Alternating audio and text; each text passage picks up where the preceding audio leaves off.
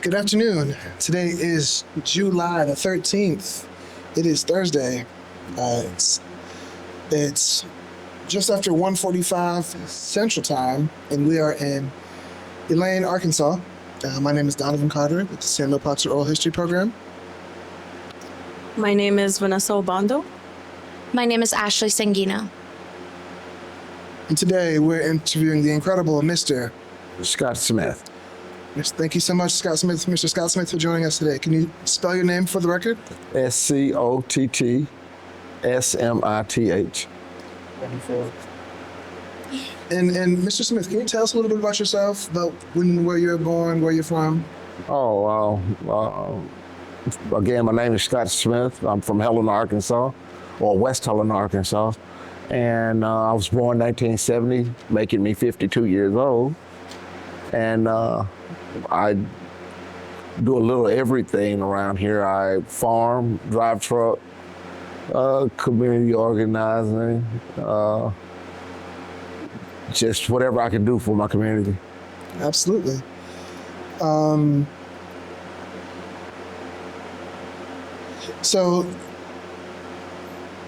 what was it like to grow up in West Helena, Arkansas? Oh, it was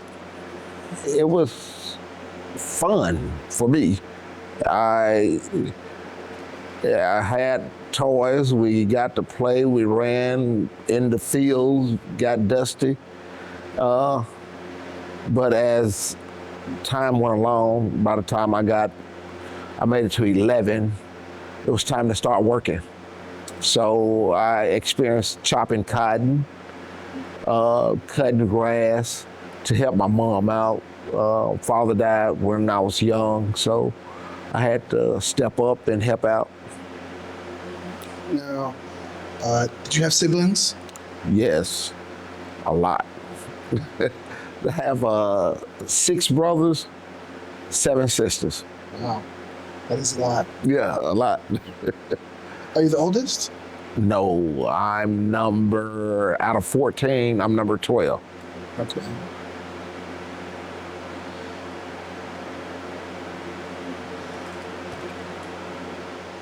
Could you tell us a little bit of what it was like to grow up in such a big family? And yeah. Well, yeah. When food came to the house, you made sure you got to the table quick. So you can eat, because we didn't have a whole lot. So you would have to make sure that you're ready to eat. You have to wear like hand-me-down with the clothes. The elder brothers, they just passed clothes down. So it was very normal for me to not get new clothes for school.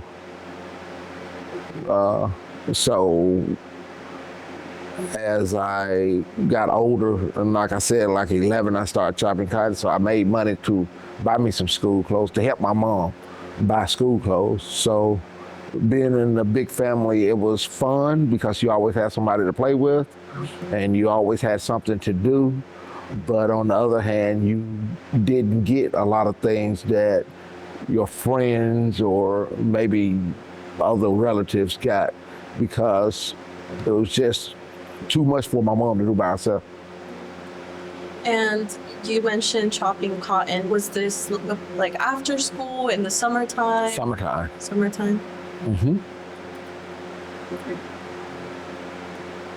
What was that like, having to chop cotton at such a young age and work the fields at, you said age 11, right? Mm-hmm. Well, I didn't know that was a young age. So it was like a normal thing for me. It didn't bother me at all. I just thought it was just life. So it was nothing. It was, matter of fact, it was fun because we had friends that was out there as well. So it was like a day out. And can you talk about perhaps what a day chopping cotton looks like? When did you start? How many other people were working on the farms? Okay. Well, our day would start at like 4 a.m. You would get up, get ready, and then you would go to the designated spot for the truck to pick you up. It was either a truck or a bus, and we would go to the field.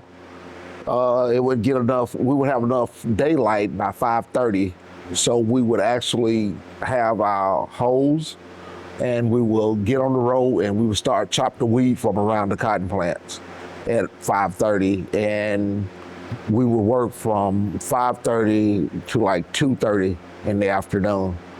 So you'll have a 30-minute lunch break, and it was just, it didn't seem to be hard. Now I would think that it's a hard job, but it wasn't hard. It was just, you was there. It was something that you had to do. So did any of your other 6 brothers or even sisters work chopping cotton as well, or? Everybody in my house, we chopped at one point. We wasn't out there together per se, because my mom had like 2 group of children. It's 14, so I have a niece that's older than me. So, we had some elderly sibling, but it was like 6 of us in the house at one time. And we were all out in the field together, along with our mother. At around what age were your siblings expected to start going to the fields? 10, 11 years old.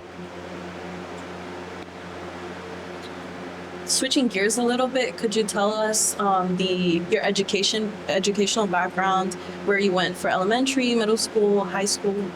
Okay, well, elementary school, I went to Helena Crossing, and that's the area. As soon as you cross the bridge into Helena, that's what we actually call it, the Helena Crossing. And there was a school right there, maybe a couple of miles from that, where you crossed over it. And that's where I went to elementary school. And then I went to junior high at Miller Junior High School, which is in West Helena. And from there, I went to Central High for high school. From the 9th to the 11th, I dropped out. And I went to Job Corps, where I got a GED. And from there, just kind of everywhere. I didn't get any college. Well, I got some college, but no degree or anything. I got like computer programming and networking. I did like a year of that, didn't complete it. So I started a lot of stuff that I didn't complete. And now here I am pushing for everybody to complete everything, And could you comment on what school was like then versus now? Because we've been hearing a lot about how there's been a lot of schools being shut down and things like that. Could you comment on that? Yes. Back then, school, we had plenty of citizens in the community. So the schools was filled, and we had true educators. They wanted us to learn, and they would work with us, and they demanded our attention. Now, first of all, the population has just dwindled to nothing.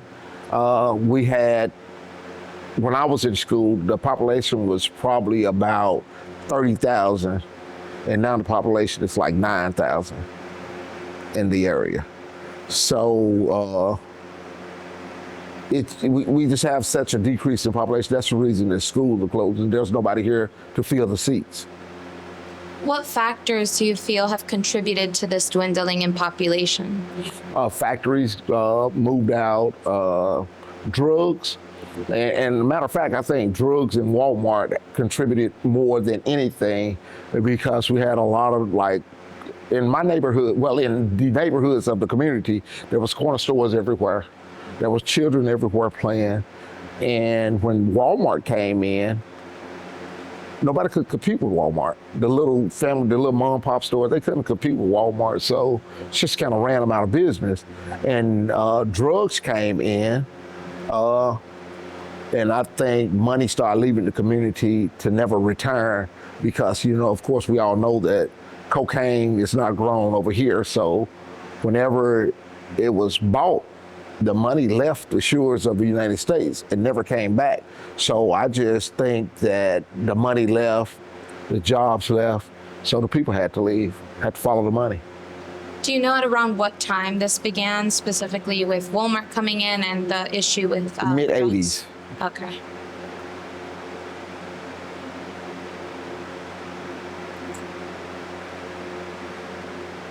So you touched on something that's very fascinating to me. How Walmart specifically is like this corporation, this large company, contributed directly to how people in this community left. How do you remember? You said corner stores being everywhere. Mm-hmm. These were locally owned by community members? Yes. Yes, they were mom and pop stores, like your neighbor had a store. This was all over the people, the children that you went to school with. Their mom had a store, their grandfather had a store. It was like that. And then there were some people that moved here, that migrated here, that had stores as well. But it was literally a store on every other block, if not every block. What type of things would the store sell? Would it be just groceries? Groceries, cold cuts, bread, milk, eggs, water. Well, not water. We wasn't selling water then. It was sodas and juice, things of those nature. Detergent. The basic household needs. If you can't go to a big store, you just stop here and get it. Convenience. Yeah. I know we talked about Walmart running out of businesses. Have you seen this happen in other industries as well, beyond just like groceries? So maybe electricity or water, things like that? Not so much to say.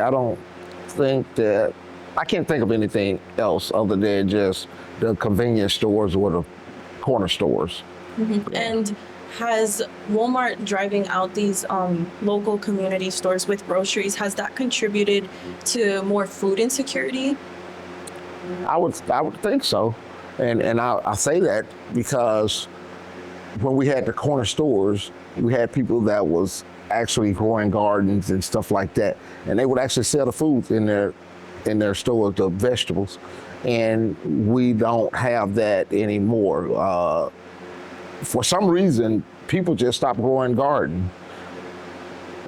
So, and that's something that I'm working on now. I'm working on doing vacant lot garden. So trying to help encourage families to stop, going to get everything, depending on the store so much. Because, everything is very high now. Families' incomes are low and prices are high. So just trying to help make things work better for our community. Yeah, that's an amazing project. I'm not a gardener, but people in my family garden a lot. My grandfather has a garden. My mom is growing. She's growing a garden now with things. But what are the types of things that you encourage people to grow out here? And what's good to grow out here? Peas, that's a good meal.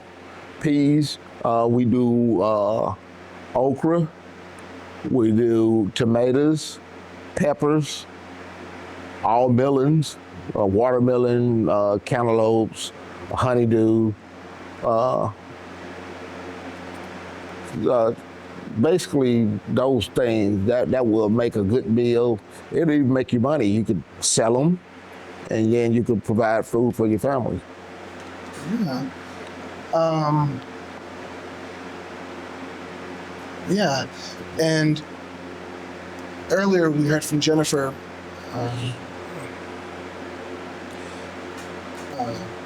Jennifer Hadlock talking about rice. Mm-hmm. Is rice something that can be gardened here, or does that take much more? That's big farming.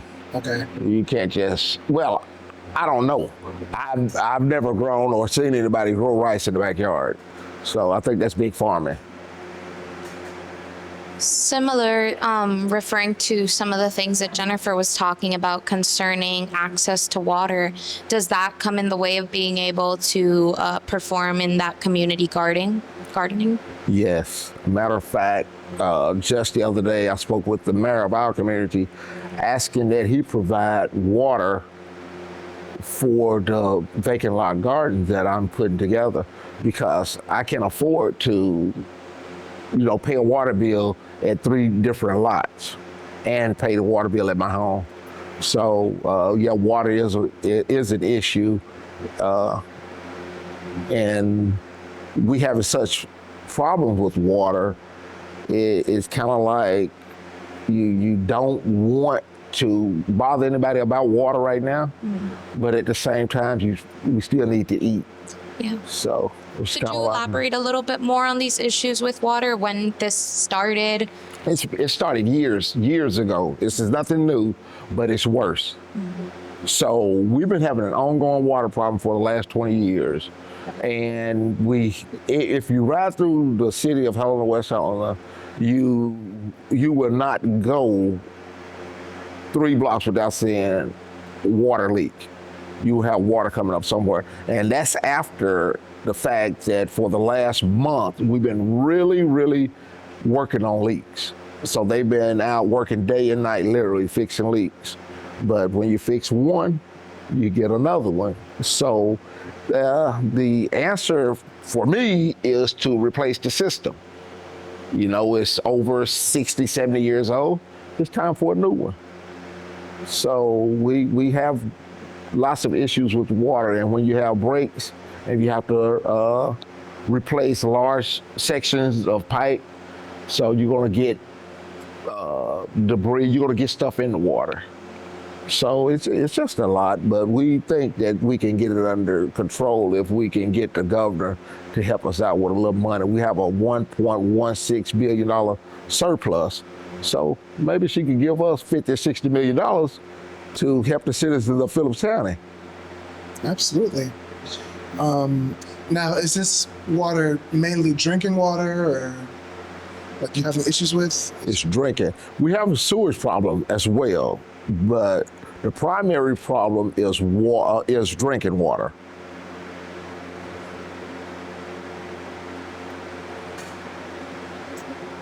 What are some ways that the community has dealt with this drinking water problem? And beyond just the water leaks and the mold system, are there other things that are contributing to the contamination of water? Well, I would say there's other thing that has contributed. I think we're getting on top of it now, but all of it, I think, stems from lack of preventive maintenance, that stuff that should have been being done along the way that was not being done. So as far as things that we can do, I don't think there's nothing much that citizens just can do, because it's just going to take engineers and big contractors to come in and just do this thing over. It's just time to do it over. And could you talk about what the government response has looked like on the local and the state level? I know you talked about the governor having this surplus. Can you talk a little bit more about that? Well, the governor, when we had the big crisis about 3 weeks ago, when the system just shut down, we didn't have any water at all. She responded very quickly by sending in the National Guard. They sent in water, Walmart donated water and everything, and that's really good. That's good, but that don't fix our problem. Our problem is way bigger than that, and we needed what she did at the time. We need that. But now we need money to replace the system, because we're constantly putting Band-Aids on it, and it's not working. It's not working. We're just throwing money in the air. That's all it is. And when of course, we're gonna have to continue to do it until we do get something, but we just need a new system. Yeah, absolutely. So you talked. I want to kind of circle back a little bit to vacant lot gardening, and also more about your childhood as well. Kind of two questions in one. So, how did you learn more about gardening? Did you do that? Was that something you did as a child? You talked about, working in fields. Was it common for people to garden as well at that time? It was common for families to have a garden in the backyard. Most families in this area had a garden in the backyard. However, I was only doing what I was told to do as a child. So I don't think that I really learned a lot, but when I became an adult, I realized the value of the things that was kind of locked in back there. So I do know how to dig a hole. I know how to put a seed in. I know I need to water it, but I don't have a green thumb. But I don't have a problem with getting out there. I don't mind getting dirty and making things happen. So I just get out there. I'm learning now. I'm still learning. I'm not just no professional gardener. Yeah. And do you remember what types of things you had in your family garden? The same thing that we're growing now, peas, okra, tomatoes, melons, butter beans, stuff like that. Yeah. Besides water, as we've discussed, is a huge barrier in being able to fulfill these gardening goals. What do you think are some other resources or information gaps that the rest of the community has in being able to garden as you are? Well, labor. It's a lot of hard work. And if you have a big garden, you really can't just do it by yourself. If you're trying to garden and work a 9 to 5, it's going to be very hard. So you have to kind of have you a team. You need somebody that's going to go. And then when you have stuff coming off, such as okra, you have to pick them every other day, literally every other day. So if you have a couple of rows of okra, you're not going to be able to keep up with it unless you have some help. So labor and machinery, you need something to work with. You need something to work with, a tractor, tiller, or something. So you had also mentioned being able to go to local government for solutions. I know that earlier you were talking with some of the other local organizers as to creating a petition. Could you talk a little bit more about that and what's the goal of this petition and how you hope to be able to address the water issue here? Well, I think as a citizen of the community that we have to step in and do something too. We can't just sit back and wait on the elected officials to do everything. And for one, politics. It's crazy the way politics will cause a person, an elected individual, to neglect the whole community because he wants to be politically correct. So I think if citizens step in, petitioning the person or the power to be to do something about where their responsibilities are, that it may help. I don't know if it will, but I think we have a shot at doing it. So I'm just encouraging everybody to do it, and I'm gonna do everything that I can to get the signatures and to get it to the governor and to see if she'll do something for us. And you talked about community organizing being a big part of your life today. Could you talk about how you started involving yourself in community organizing, and has that evolved over the years? What does that look like? Well, I met a young lady, Dr. Olson. I met Dr. Olson and Miss Naomi Cottums in 2004. And they were always doing things to try to bring the community together and to improve the community in doing so. So I started doing little things with them, and it's kind of like, it kind of grew on me. After, when you do it, you feel good about helping people, you feel good about making a change. So I just started from there, and now I see the need. I see stuff happening in my community that nobody's doing anything about. We hear a lot of conversation, but nobody's actually moving. So I get out and have conversation and start putting things together and just see if it'll work. Because for me, it don't hurt to give a try. And that's what I just try whatever. If it works, great. If not, I know that don't work, so I try something else. Have there been times where this community organizing has proved to be successful? Is there instances that you could talk about?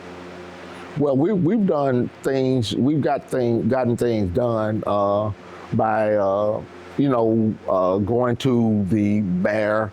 For one thing, is potholes. The potholes, we complain about them and all that. Nobody get in, but I got some signatures and went to the mayor, and we were able to get some things done. But as far as anything really big, haven't had anything big to happen. How do you stay encouraged, I guess, throughout organizing? I know it's challenging, and Well, I have a wife. I have a mother, and I have children. So they need somebody on their side to try and make things happen. So that's who I am.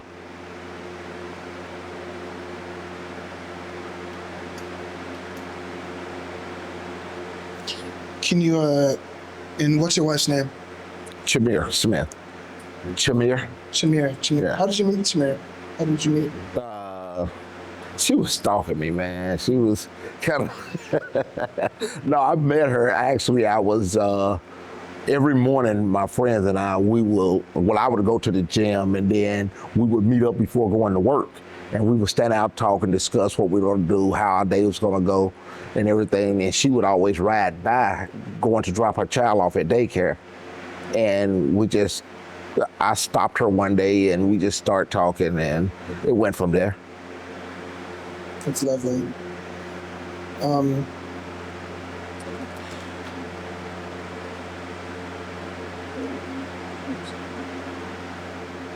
want to ask a little bit more about that.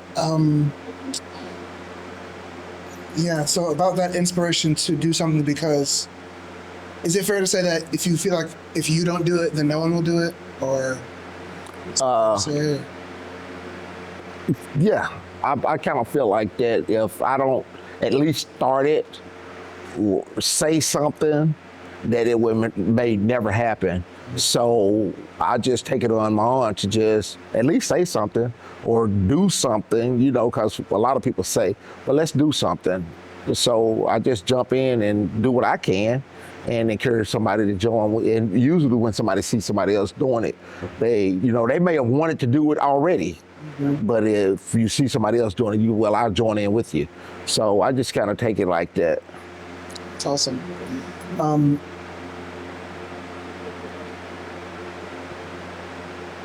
So on that sort of similar note, what do you feel is the political climate like here, and how has that been affected by the history of this community? Well, our community is really divided black and white. It really is. We say we're not. Everybody try to show that they love everybody and all that, but we're really divided. And if you're not a part of our group, or you're not in agreement with everything that I think is right, then you're totally against me. We can't. It's crazy. To me, all of this kind of came about when Donald Trump got elected. I feel that when Mr. Trump was elected, he kind of lit a fire or empowered people to say and do things that they would not normally say out of respect. They, even if I didn't like you because you was a certain color or part of a certain group, I wouldn't say anything to you out of respect. I wouldn't disrespect you or anything. But I think that Mr. Trump gave everybody the go-ahead or the green light to, hey, you can say it's okay to offend people. It's okay to hurt people's feelings. It's okay to do these things as long as you get what you want. Could you provide any examples of what that sort of looked like? Well, like now, our community, okay, we just had an election. We just changed mayors. We had a white mayor that I don't think he was a bad guy. I think a lot of things got done, and a lot of things that was done maybe shouldn't have been done. Maybe it was the wrong thing to do. But that's what everybody don't nobody make the best decisions all the time. So with that being said, now we have a new mayor, which is a black mayor. Everything that this guy tried to do, you have this other side that's on social media, that's everywhere. It's like, well, why are you doing this? What are you doing with this money? Why you need, we can't get anything done. And I worked briefly for the city this year. I worked for the city for a couple of months. I drove trucks for them. And if something broke on the truck, you actually couldn't get it fixed because they was afraid to okay money to get the truck fixed. So it's like a lack of trust. We have that. And we have a lack of interest, and I'm going to say the notion to want the administration to fail. That's what it seemed like to me. That may not be it, but it seemed like that's what's going on to me. So in your perspective, a lot of this political turmoil has kind of led to stagnation with being able to address a lot of the problems here. Yes, I think we could get a lot done if we could put the politics aside and just say, hey, look, I don't like you, I don't agree with nothing, but we have this problem. Let's fix it together. And when we get it done, we can go back to hating each other. Let's just fix the problem. Would you say that those issues being experienced throughout your community, such as those of water, is that experienced, equally throughout the community, or there's some populations who are experiencing these issues greater? I would say equally. Yeah. You talked about the climate here being like there's a lot of division along the racial lines, and that there was a shift with the Donald Trump administration. What did that look like before that? And what did that look like while you were growing up, the racial division? Growing up, we've always been racially divided. For my life, anyway. But as I said, we did respect each other. We would not, I'm not going to call you any vulgar name or anything. I'm not going to disrespect you or anything like that.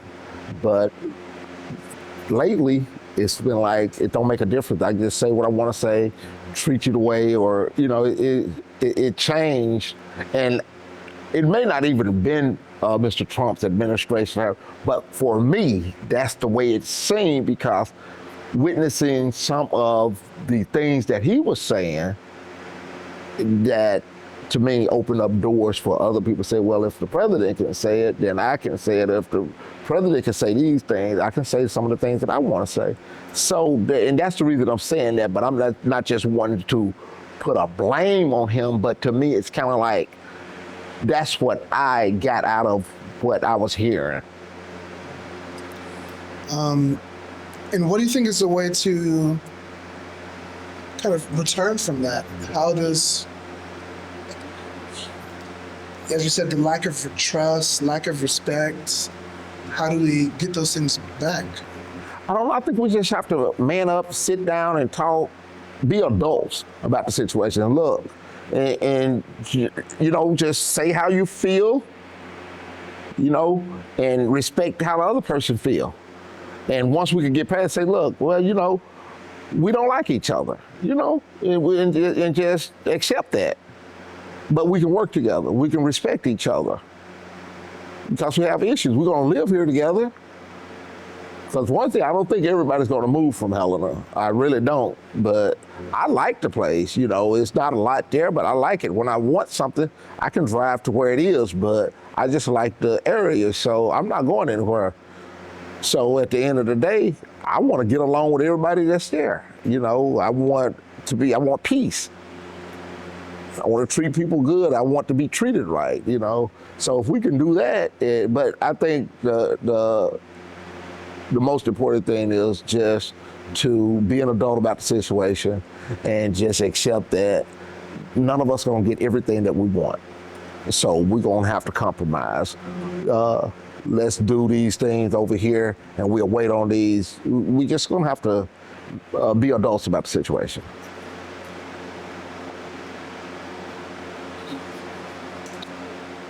Sort of switching pace a little bit, is there a strong presence of religion in this community? Like, what is the relationship, if any, with religion, and how does that tie into the history of your community? Well, religion is very important in this community. Most of the people that I know are Christians. We have Muslims, some, and we have. No, I think that's all we really have here, Muslim and Christian. But I don't think that it's contribute to anything bad about the community. But I think that the churches is more about self. Not all, but from what I see, it's more about attention than it is about a real relationship with the Creator. Because like when we go to church, most churches that I've attended around here, it's all about, you know, who dressed the best, who got the biggest car, those kind of things. It's more of a competition or attention thing than it is about having a true relationship with God and just being a good steward on the planet. It's more about, look at me. So in your experience, the presence of religion has not created like a stronger sense of community here? No. Kind of switching gears a little bit, what does your family history look like here in this community? Like, how far back are you aware of any family? Grandmother, grandfather. That's as far as back as I've gone. Yeah. What are their names? Well, my grandfather's name is Fred House, and my that's on my father's side. On my mother's side, I don't even know my grandfather's name on that side, but my grandmother's name on that side is Lavinia Thompson. And going further than your grandparents, do you know, well, were your grandparents the ones that moved here to Helena, West Miami? Yes. Yes, from the West Memphis area. They thought they was moving to a place of hope, and it was at that time. From what I read, it was thriving. Matter of fact, West Helena was compared to Memphis at that time. In the late 60s, it was compared to Memphis. In what ways? The way it was thriving economically, it was really, really growing. We had a bottling company, we had several beer companies, there was a lot of industry in Helena in the late 60s, early 70s. And they started to move out in the 80s. Everything started closing. And everything started closing because you mentioned people were just moving out. I think that people start moving because things start closing. And I think things start closing because drugs, for one, when the drugs came in, I think it's kind of like people lost their work ethics. They just kind of gave up on life, more so to speak. And then you had like the mom and pop store, they were still around, but then you had Walmart to come in, so they couldn't survive that lick. And then you got less people working, and you got the big store to come in. So now that's just my perspective. So you mentioned earlier about how much you like West Atlanta and you like being here. So what? And driving through here, we love the scenery. We love seeing the rivers and all the farmland. But what? How do I say this? I guess what about it keeps you here? What do you have? What about it? I think it's my mom. It's my mom more so than anything. She's still here. She's 88, and matter of fact, she's staying next door to me. There's only a patio that separates us.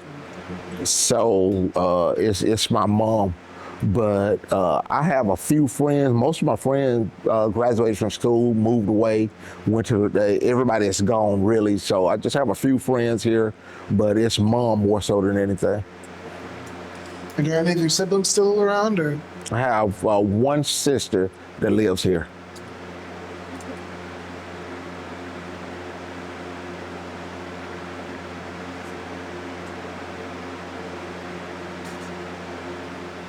And do you know why your mom has decided to stay here? It's home to her. She's 88. Yeah. So she don't want to start over. She own a home. She's good. She like gardening and stuff still. So she got a little, she quilts too. So she got a little quilting room. She got a garden, and she's very comfortable. So I don't want to bother. Yeah. Would you say most of the population in West Helena is getting older rather than a strong, population of young people? Yes. I think all of the young people moving away. Yeah.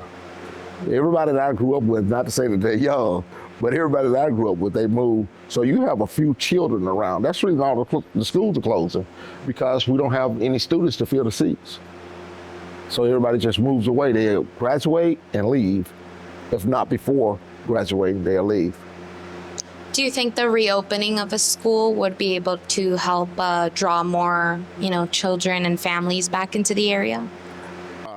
No.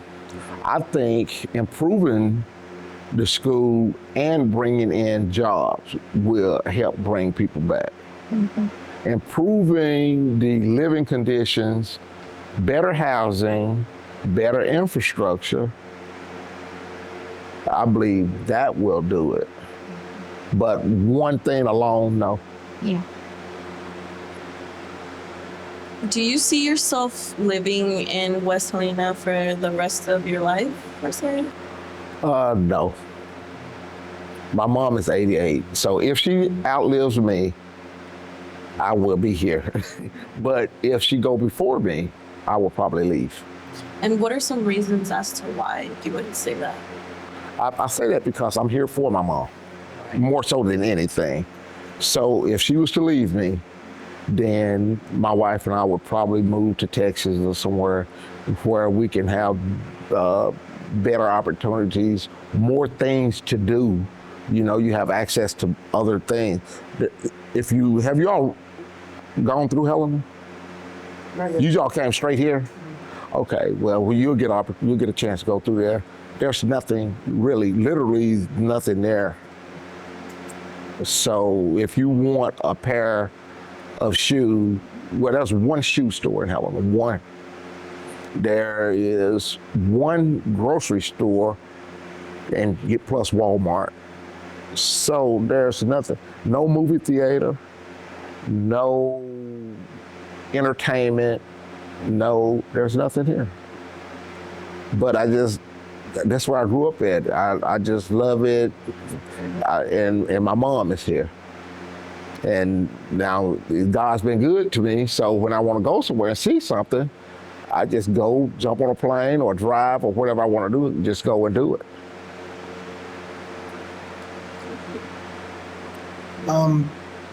And you touched a little bit on it before, but what would you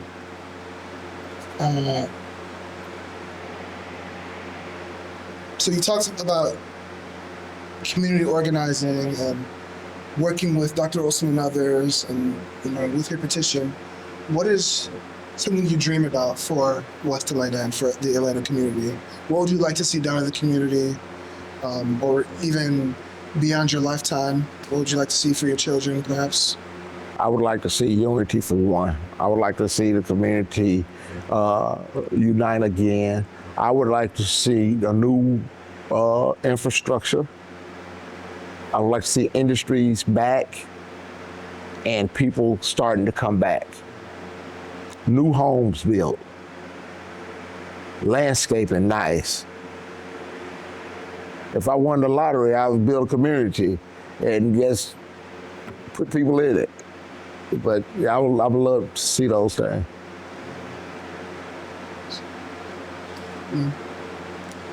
I think that's all for me in terms of questions. Anything else from us?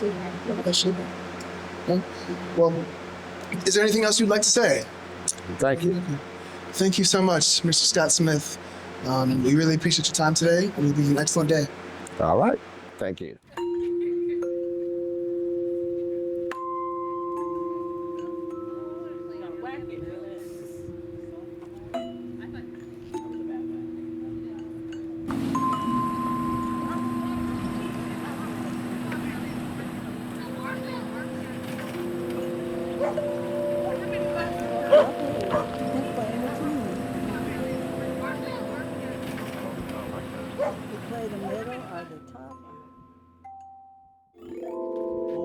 That was nice.